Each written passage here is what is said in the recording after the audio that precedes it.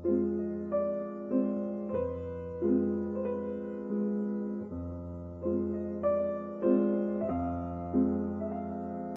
ang Hisgutanan podcast ug ako si Louie Himoya. If gapaminaw ka nga podcast, dakog chance nga up to date ka sa mga kaganapan sa internet, and so dakog gilog chance nga nakanog na ka sa bag-o nga salida sa Netflix, kining gitawag nga Trese. Mao ni siya ang pinakauna nga Filipino animated adaptation sa Netflix, so predictably kita mga Pinoy excited kay tani nga salida.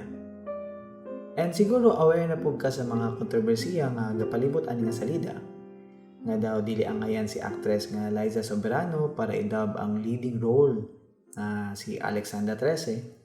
Nga wala daw siya angay, boring o monotonous daw iyang delivery sa mga lines, o konyo daw kay siya paminawon. Ngano daw dili isa ka professional nga voice actor ang gikuha para sa role ana ang uban. Ako, personally, dili ako ganahan budungag sa storya kay for better or for worse, siguro because of marketing concerns, si Liza Soberano gid ilang gipili para sa role. Although, naagip ko'y ganahan nga hisgutan, mangitungod ani nga related ra pod. Isa sa mga pinakadako nga killer bitaw sa creativity sa isa ka tawo kay kanang tanan ilang i-base on whether or not nindot ang ilang una nga try. Ang ilang unang nga draft, ang ilang unang nga attempt at doing something creative. Nga dapat sa una pa lang nga sabak nila ani nga creative endeavor, it should hit all the marks na dayon or else mag-cringe na dayon sila dayon undangan na dayon nila ilang ginabuhat altogether. And I have to admit, isa ko sa mga tao nga ingana upang hunaw na usahay. Dili kayo usahay, perminti nga ni. Daghan na kaayo kong mga project nga tama na giling taon sa sugod kay after na ako siya masulayan kay ma-discourage dayon ko kay tsaka bitaw kay ko sa mga output like sa man yung di man nilindot ato nang ilabay para ginana akong pangunaw na ba. Siguro isa sa mga rason nga nang ingani ko kay kadaghanan pud sa akong mga ginatingala sa field na akong gina-try, whether it's singing or writing or podcasting, kay pro na kay sila paminawon bitaw, maayo na kay sila. Murag effortless na kaayo sa ilang craft. Okay, and all the while, forgetting nga, at some point, kana sila, nagsugod po na sila sa tsaka, sa bati, sa cringy. Pero, unsa man ang difference? Nganong sila, kanya akong mga idol, maayo kayo sa ilang ginabuhat, samtang kitang mga yano diri, kay banga kaayo sa ngatanan, di ba? Ang difference is, kita ni undang ta pero sila wala sila ni undang. Nagpursige sila sa ilang ganan buhaton, bahalag dili gyud kay sila ginanaka-amazing at first. Kay mao man ilang ganan buhaton. In love sila sa ilang craft. Passionate sila sa ilang field. Ilang gilet go ang ilang ego kay dili man ni about sila, about ni sa ilang pag-enjoy sa ilang creative endeavor nga gisudlan. Bisag magtan-aw kag mga YouTubers bitaw silang earlier years, dili gid kay sila ginana ka pro pero nagpursige sila din karon next level na kay ilang mga content, di ba? And pwede po din mo i-extend labi na sa mga ensemble na mga performances like kanang magbuhat ka og TV show or animated series or magbuhat ba kag music, kanang daghan mo magbuhat dili lang ikaw. Sa ingana nga mga senaryo, mas lisod pa gyud kay dili lang effort sa isa ka tawo ang magmatter, kundi ang collective nga output sa team, gikan sa director, taman sa on-screen talent, gikan sa production, taman sa mga tao behind the scenes. Usahay sa sinugdanan, daghan pa kayo mo kinahanglan i-figure out nga moving parts before mo makabuhat og isa ka cohesive nga finished product.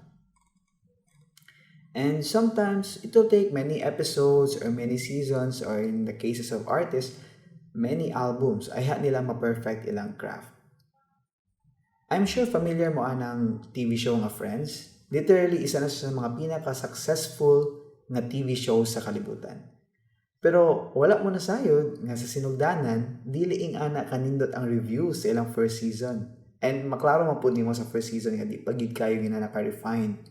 And even pa kay ilang mga performances and mura gina-find pa nila ilang comedic groove as an ensemble, as a group. Pero nagpadayon sila hangtod sa nakita na gid nila kung unsay mo work para sa ila as a sitcom. And I'm sure nakakita na po mo sa The Office, especially ang US na version. Isa po na ka-example. Sa Hisgutanan, nabigay sa mga tao nga makancel ang TV show kay tingin sa mga critics, mura ra siya pale nga imitation sa UK nga version nga gibuhat ni Ricky Gervais. Pero wala, nagpadayon sila, wala sila ni Undang. And ang seasons nga nisunod, kaya makonsider sa kadaghanan nga sa mga tao nga classic nga TV comedy. So, ano ako man yung gina-share? Siguro ako lang ganan i-point out nga, una sa tanan, mas nindot yun if all in atong support aning mga endeavors atong mga Pinoy nga creatives. Diba kay finally ginatagaan na silang break ang atong mga patikan nga mga animators o storytellers o writers o directors kay ginatagaan na sila og chance. And then Pinoy ra pud ang mag-put down murag sad kay siya nga thought ba. Dapat kita'y pinakauna gyud na mo push for these kinds of creative endeavors. Sure, pwede man ta mo criticize, pero dili po to the point nga ma-turn off na noon ang ubang tao from watching it kay nilaad na kayo ang ilang nadunggan gikan sa ato about sa show, di ba? Dayon ikaduha, and mo ni siya ang mas importante nga point, art really takes time. Especially kanang important art pareha sa Trese kay nabutang ang Pinoy nga culture sa international nga limelight. So tagaan nato og time nga mag-improve ang story, nga mapanindot pa ni Liza ang iyang dubbing, nga mapaayos pa gyud nila ang cinematography o ang animation.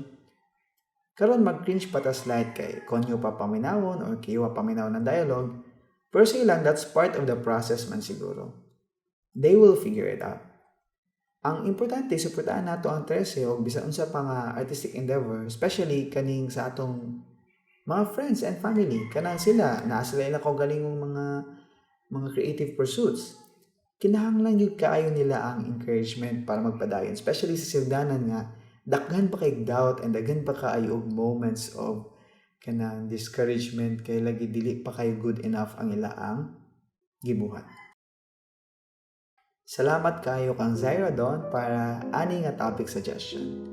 If naamoy topic nga ganahan ako ninyo hisgutan ako sa future episodes, paliw pangitaan lang ang social media sa Hisgutanan Podcast sa Facebook, Twitter, o Instagram. Ug ang podcast itself makita niyo sa Spotify, Apple Podcasts, ug lain-lain pa nga mga platforms. Hangtod sa sunod na itong panaghisgot. Salamat.